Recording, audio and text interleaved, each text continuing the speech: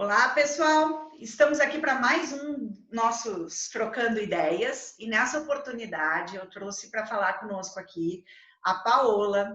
A Paola, que é uma ex-aluna da PUC, que foi minha orientanda no curso de Direito da PUC e que decidiu ir desbravar o mundo depois que concluiu a faculdade, foi em busca da realização de um mestrado na Espanha, agora ela está desenvolvendo um doutorado na Sorbonne, na França, e eu decidi trazer a Paola justo para que nós possamos conversar um pouquinho sobre qual a visão que ela está tendo nesse momento sobre o direito do trabalho, os efeitos da Covid, né, no sistema europeu, especialmente na França, em detrimento do nosso, e para a gente poder também conversar sobre esses sentimentos que todos nós temos, né, nesse momento, que é um sentimento de tensão, de incerteza, de dificuldade, para que a gente possa dividir isso com vocês também aqui e perceber que não é um sentimento único, mas é de todos nós.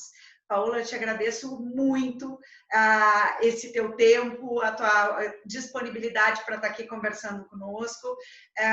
Eu comentava antes e eu repito aqui, toda vez que eu penso, né, em algum aluno que esteja fora, com alguma intenção que possa vir conversar conosco, a primeira pessoa que eu me lembro é de ti, porque eu acho muito bonita a tua trajetória, tanto acadêmica aqui quanto fora, né? Eu venho acompanhando isso e acho que é um exemplo positivo a ser seguido de que todos nós podemos, de que todos nós devemos seguir em busca dos sonhos, né? E transformar esses sonhos em realidade. Então, muito obrigada e já te Eu que passo a agradeço. palavra. Muito obrigada, Marta. Muito obrigada pela oportunidade. É sempre bom falar com o pessoal de casa, né? E eu tive uma experiência muito boa na PUC. Os professores da PUC eu sempre achei professores excelentes e é uma coisa muito brasileira nossa, eu acho. A gente consegue tecer uma relação muito boa com os professores na faculdade, que não sempre acontece aqui. Barreiras culturais, estigmas, o professor é mais distante. Mas desde a época da faculdade eu sempre pensei em fazer um mestrado fora.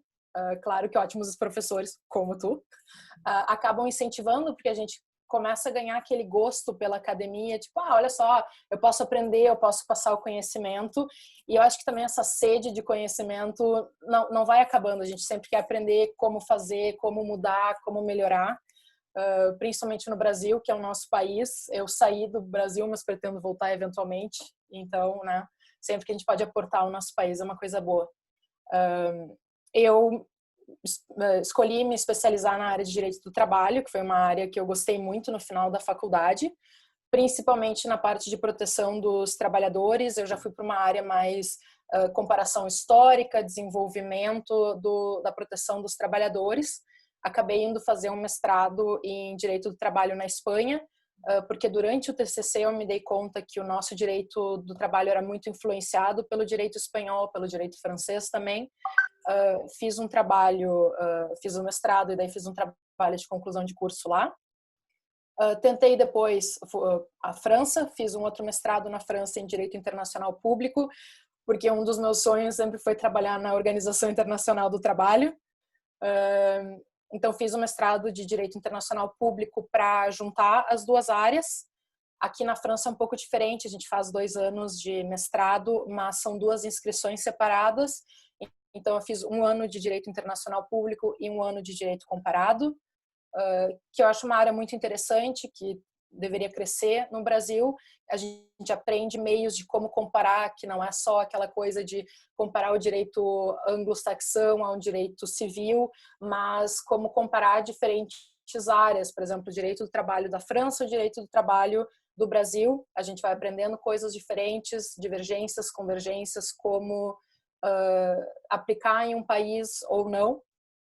E depois eu decidi fazer o doutorado, seguir pela área que mistura direito internacional público com direito do trabalho e direitos humanos. E agora meu tema é a evolução legal e jurisprudencial da interdição da escravidão moderna, servidão e trabalho forçado ou obrigatório. Eu tô no meu primeiro ano de tese, ainda tenho uns 4 pela frente, porque o trabalho é longo, e aqui são uns 4, 5, entre 3 e 5 anos o trabalho. A gente dá aula ao longo do tempo também para ir pegando essa prática, se a gente quiser continuar na academia, o que é uma ótima oportunidade. E é algo que eu incentivo se vocês quiserem fazer, se é um chamado de vocês. Uma das coisas boas, por exemplo, na França, fazer mestrado e doutorado é muito mais barato que no Brasil. Se vocês não tiverem bolsa, o problema é pagar a vida aqui, principalmente com euro a R$ 6 agora. Mas eu acho que são 250 euros o ano de mestrado aqui.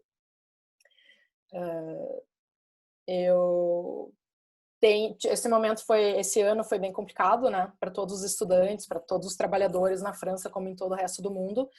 Os estudantes aqui, eles tiveram um ano particularmente conturbado, porque em dezembro teve a greve dos transportes públicos. Então, as aulas foram suspensas bem no período de provas. E o segundo semestre começou, a gente teve umas 4 ou 5 semanas de aula. Eles tiveram 2 semanas de férias, que daí férias é preparação para os estudos, porque era Páscoa, e 2 semanas de prova. E a gente teve uma semana de aula e na semana seguinte foi decretado o confinamento. Nossa! Então, eles estão muito preocupados e principalmente o pessoal que está no primeiro ano de mestrado, eles têm que se inscrever no segundo ano de mestrado, eles têm que se candidatar, porque aqui tem uma disparidade muito grande no número de turmas, no número de pessoas. No primeiro ano de mestrado, tu tem turmas de 150 pessoas, porque são cursos mais gerais, direito administrativo, direito do trabalho, direito internacional público, e daí para o segundo ano tu ainda vai mais para especialização, então tu vai para turmas de 30, 35 pessoas. É muito comum existirem pessoas, incluindo franceses que estudaram a vida inteira aqui, que por causa das notas não entram direto no segundo ano de mestrado. Eu tive sorte de entrar, o meu currículo era bom o suficiente, eles têm interesse também no teu percurso acadêmico, se tu não fez os estudos na França.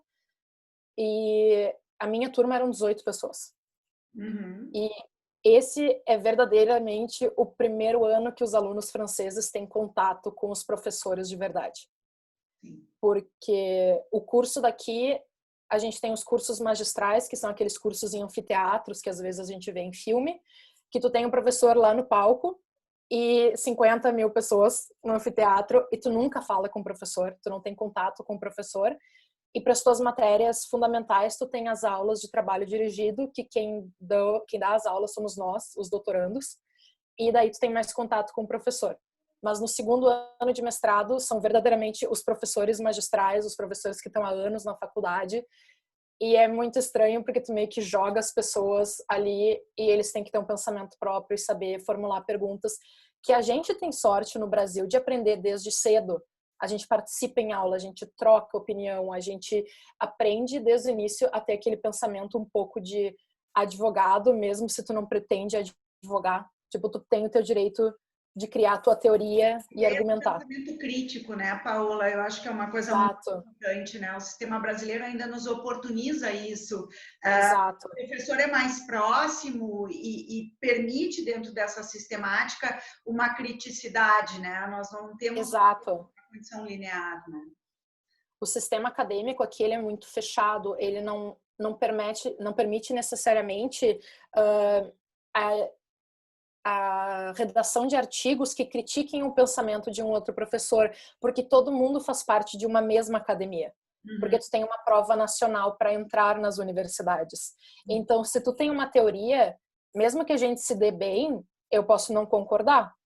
E daí eu tô fazendo um artigo, eu não vou dizer a teoria da Marta, eu vou dizer só, a vertente tal, não estou de acordo por isso e por isso. Aqui não é muito permitido isso. Então, são coisas que a gente aprende, que a gente ganha muito no Brasil, senso crítico, independência. Aqui a gente tem que repetir muito do que o professor fala e também a possibilidade de estagiar.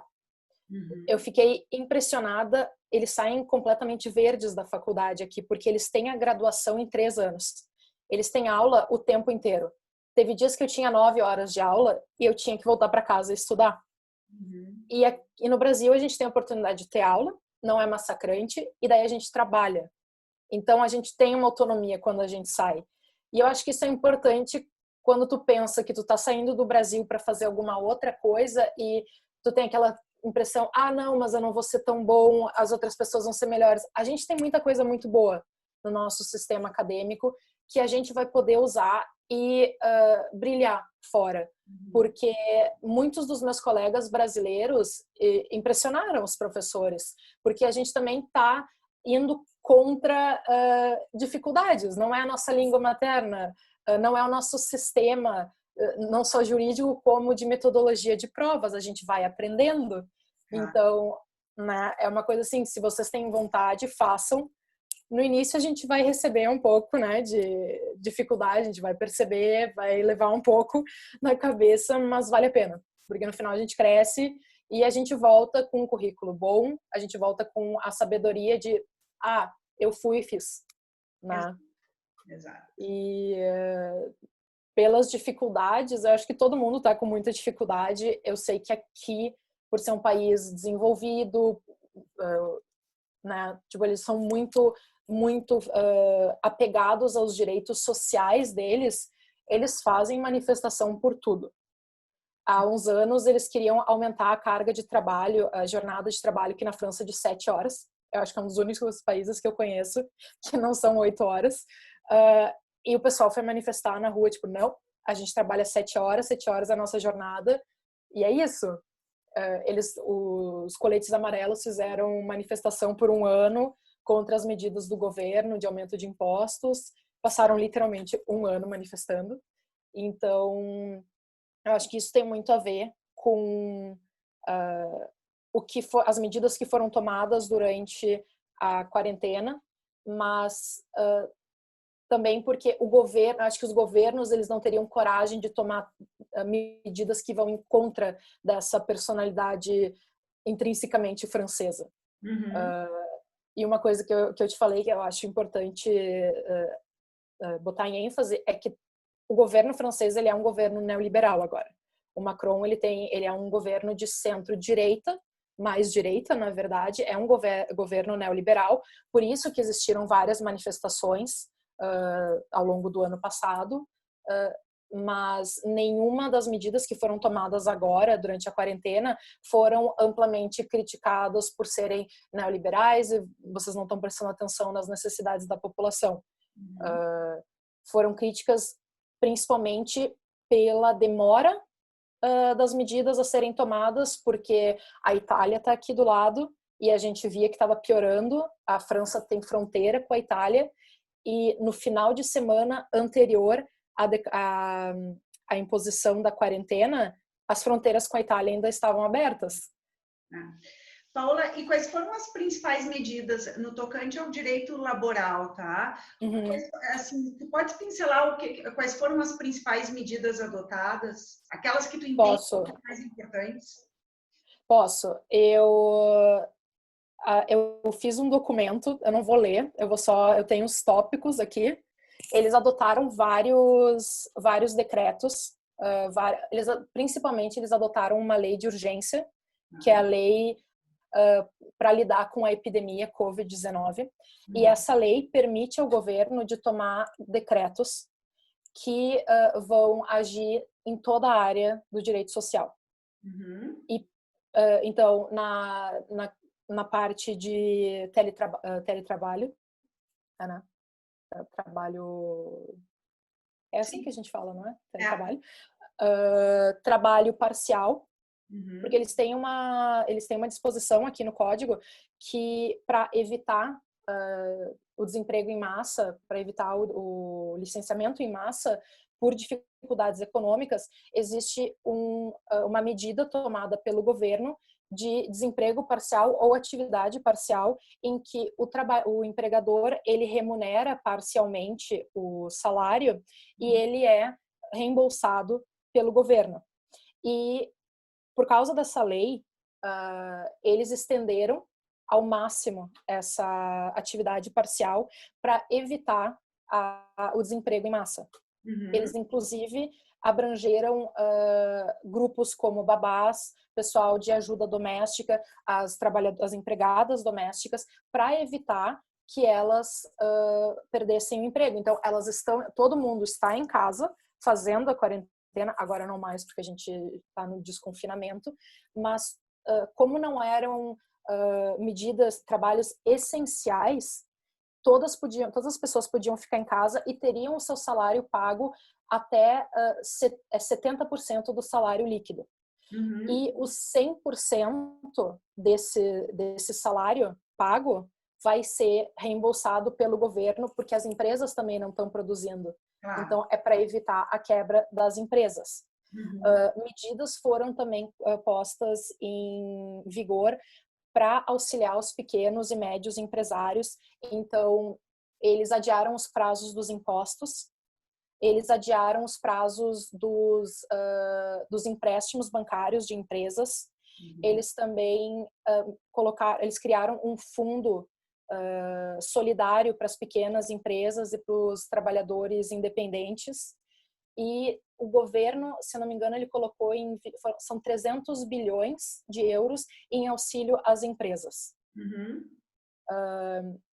Eles também estão ainda, todas as empresas que podem trabalhar, os trabalhadores podem fazer teletrabalho, eles são incitados a continuar o teletrabalho. Então, eu tenho um amigo que vai ficar trabalhando de casa até o final do ano e eu tenho outro que vai ficar trabalhando indefinidamente. Ele trabalha na Peugeot. Uhum. O único problema nessa situação, que por causa dessa lei de emergência, o teletrabalho ele pode ser decretado porque é uma medida para combater o perigo de epidemia. O problema é que a lei de emergência ela não pode durar para sempre. Então, tem que ver o que vai acontecer quando a epidemia acabar e a lei deixar de estar em vigor, porque a Peugeot ela declarou que todo mundo vai seguir ad infinitum trabalhando de casa sem perguntar para os trabalhadores. Sim, se E eles querem, isso, assim. exato, e isso traz toda a questão de tu tem que ter uma cadeira própria para o trabalho, tu vai ter que ter uma conexão de internet melhor, como é que isso vai funcionar?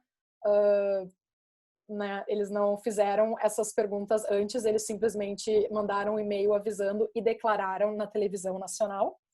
Uhum. Então, esse é um problema. Mas eles também, todo o funcionamento dos sindicatos segue funcionando normal, só que todas as conferências, todas as reuniões são por videoconferência. Uhum. E as empresas, os trabalhos que são essenciais, existe toda a questão da responsabilidade do empregador, como sempre, de colocar à disposição dos empregados todo o material necessário, de dar uma formação aos trabalhadores e uma conscientização sobre o que está acontecendo. Então, o que é muito interessante aqui é que o Ministério do Trabalho, ele criou uma seção no site só sobre o Covid-19, onde tu encontra informações para todos os trabalhadores, para todos os empregadores, e tu tem diferentes tópicos e subtópicos. Então, tu tem na parte dos trabalhadores dúvidas e regulamentos para os trabalhadores em geral. Então, as possibilidades de contágio, o que fazer se tu tá em trabalho, se é obrigatório o teu trabalho, se tu é uma pessoa com mobilidade diminuída, como é que tu faz? E depois eles fazem toda uma parte de subtópicos para cada área específica. Então, setor da agricultura, setor da hotelaria, tu tem os trabalhos sazonais, tu tem o pessoal que trabalha em farmácia, os caixas dos comércios essenciais. E tu também tem, na parte dos empregadores, que eu achei muito legal, tu tem uma brochura que diz de maneira simples, com desenhos, e tem outra mais complexa, todas as medidas que devem ser adotadas pelo empregador, e eles disponibilizaram esse documento em 9 línguas. Que legal. Para todos terem acesso de fato, né? Exato. E como um meio de educacional da população. Exato. Então, eles sublinham o que diz na lei francesa, no Código do Trabalho, da responsabilidade do empregador, a necessidade de uma reavaliação dos riscos em época de crise e também a necessidade de um diálogo do empregador com o sindicato e os trabalhadores para ver todas as necessidades, se tudo está sendo cumprido, se eles precisam de alguma coisa. Então, o Ministério do Trabalho realmente está deixando muito claro. Eles explicam tudo também. Se tu precisa, se tu é um empregador e tu vai colocar todos os teus trabalhadores em atividade parcial, eles te passam o link do formulário. Se tu é empregado e tu precisa da atividade parcial, eles fazem a mesma coisa. No próprio site, onde eles colocam a questão dos impostos, de que vão ser adiados ou parcelados, eles já colocam o link do site dos impostos do governo para tu pedir o parcelamento dos teus impostos. Então, isso está sendo bem acessível. Muito bem. Se tu tem um computador e internet. Né? Sim. Uma coisa que vai ser interessante de ver nesses próximos meses na França só é o impacto do turismo. Porque a gente está entrando em alta temporada. A França é um país que sempre recebe turismo, mas alta temporada é alta. Né? Exato. E em 2017, o turismo representava 7% do PIB da França, o que queria dizer entre 2 milhões de empregos diretos ou indiretos. E desde o início do confinamento, todos os hotéis estão fechados, os restaurantes abriram essa semana, mas só as terraças, tu ainda não pode entrar nos restaurantes, e tem que ver como é que vai ser daqui para frente, porque eles vão abrir, mas tu tem que ter 1 metro de distância entre as mesas, vai diminuir o pessoal que trabalha, né, porque são as consequências econômicas, né? Claro. E como é que está isso também na faculdade, Paola, nessa questão agora da reabertura, para especialmente essas turmas que tu chegaste a mencionar, que são turmas de auditório, né? Como é que eles vêm desenvolvendo essa estrutura? Eles deram todas as aulas por vídeo. Tá. E assim, eu tive a possibilidade de comparar, porque eu estava dando aula para um mestrado e a minha roommate, ela estava fazendo um outro mestrado, que por sinal foi muito mal organizado, o que na verdade às vezes dá aquele alento que é tipo, existe má organização em tudo, todos os lugares do mundo, né? Mas teve uma questão muito grande agora na Sorbonne, em que eles fizeram um conselho, a Sorbonne Paris 1, elas são 3 escolas, é a escola de Direito, a escola de Economia e a escola de Gestão.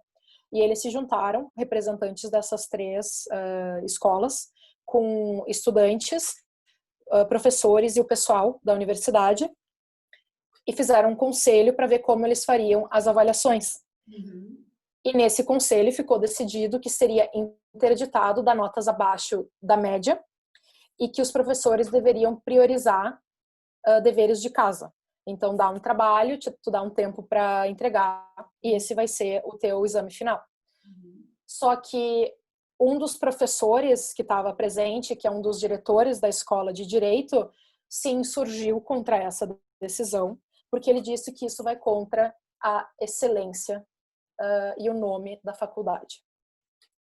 Então, ele decidiu, no mestrado dele, aplicar as provas normalmente, só que essa questão acabou no Tribunal Administrativo, e o Tribunal Administrativo falou que a aplicação das provas que não estavam de acordo com a decisão do Conselho era ilegal.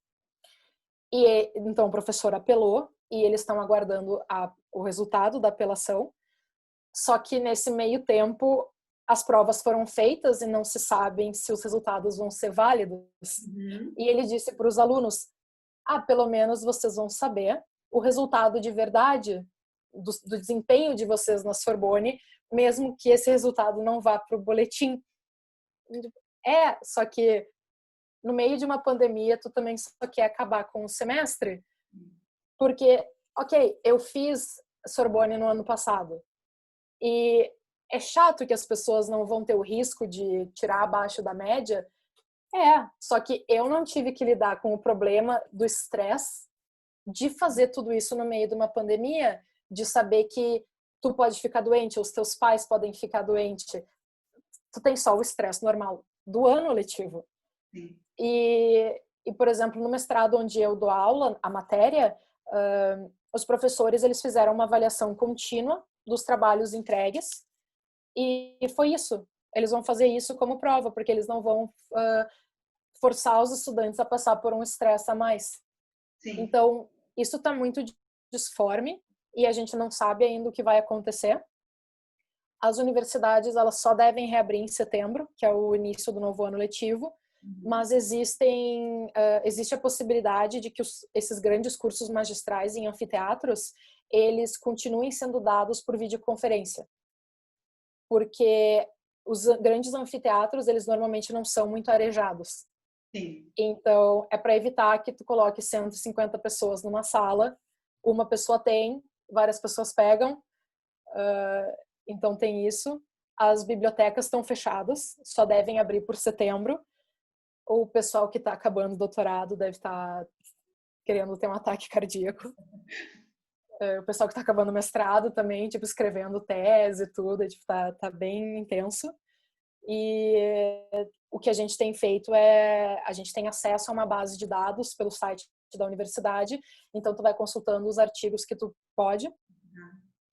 Os professores também, eu falei com a minha orientadora e ela tá cansada de dar aula por videoconferência, mas tem que ser, né? Sim, nesse momento é a melhor das opções, né? É a mais Exato. segura, nós colocaríamos. Exato.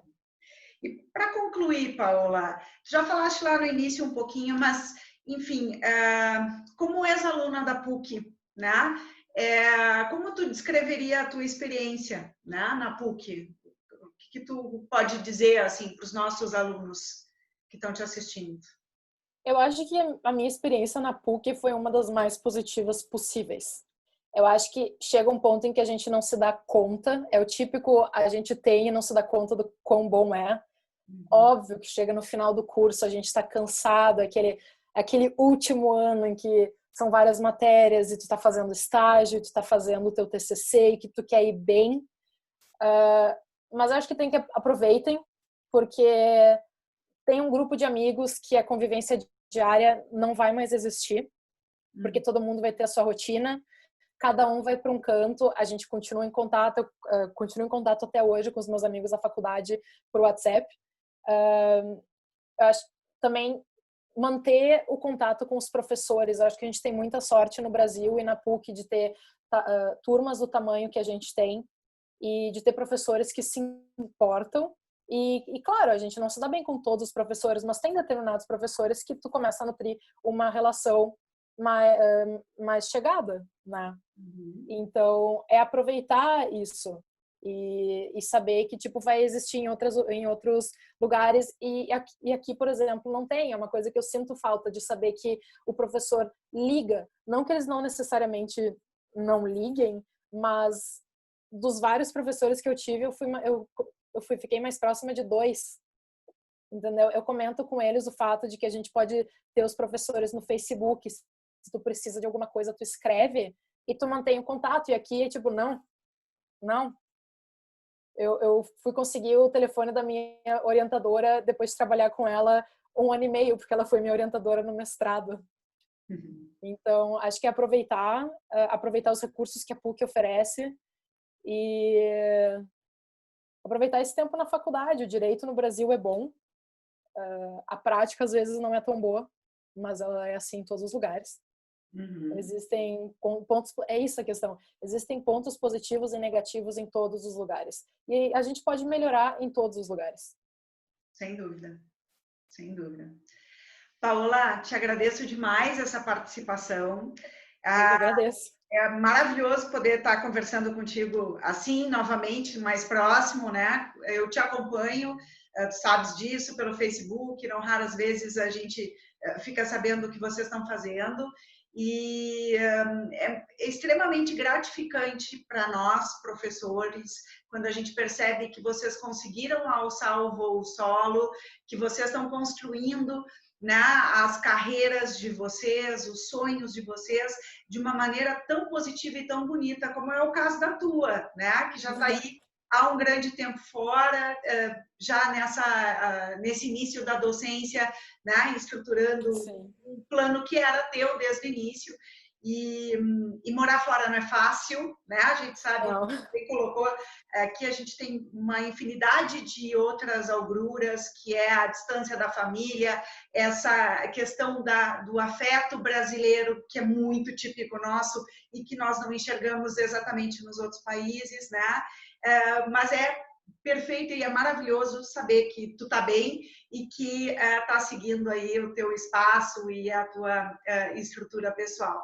Eu acho que o mais importante é justamente isso, a gente mostrar para quem está aqui ainda, estudando, desenvolvendo, passando também por essas dificuldades do momento, que tudo é possível, né? Que tudo é uma questão do quanto a gente dedica esforço, né? E dedica prática efetiva, né? O desenvolvimento de atividade, atuação.